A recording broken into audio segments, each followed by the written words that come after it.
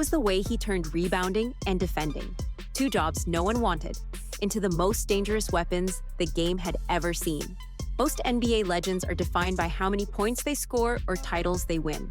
Rodman, he made his mark with the moments you never saw on the highlight reel, knocking giants off their axis, diving beyond the sidelines, sacrificing his body for balls nobody else even bothered to chase.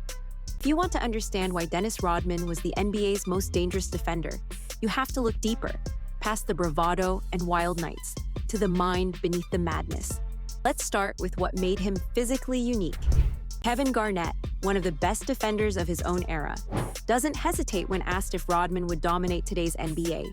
He goes straight for what set Dennis apart, his insane agility, coupled with a relentless hunger for contact. At 6'9", Rodman could do things with his body that big men just aren't built to do. He'd move his feet with guards, switch onto almost any position, and stay right in front of the quickest scorers.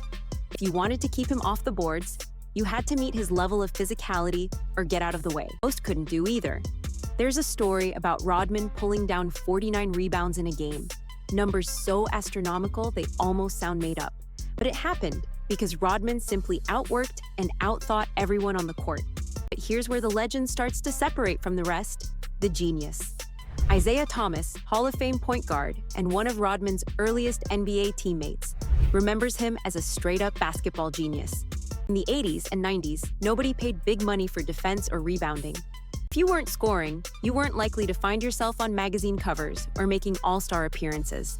But Rodman, he flipped the script. He made the league and fans care about the ugly work, the blue-collar hustle no one wanted to be responsible for. He did it so well, in fact, that he turned rebounding and defense into almost glamorous acts. And he got paid. Big, just for doing what nobody else wanted to do. It wasn't just effort either. Rodman treated rebounding like a science experiment. In warm-ups, while everyone else practiced layups and jumpers, he'd stand off to the side, watching every shooter, studying every wrist flick, memorizing how the ball spun for each player. If someone released the ball with backspin, Rodman already knew where the miss would end up, short or long, left or right. He'd whisper small notes to himself. This guy spins it 3 times, that guy with 2. Every shot, every player, Rodman mapped it out like a chess master predicting moves 8 turns in advance.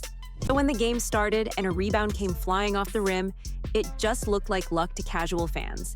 In reality, Rodman had already calculated exactly where the ball would bounce.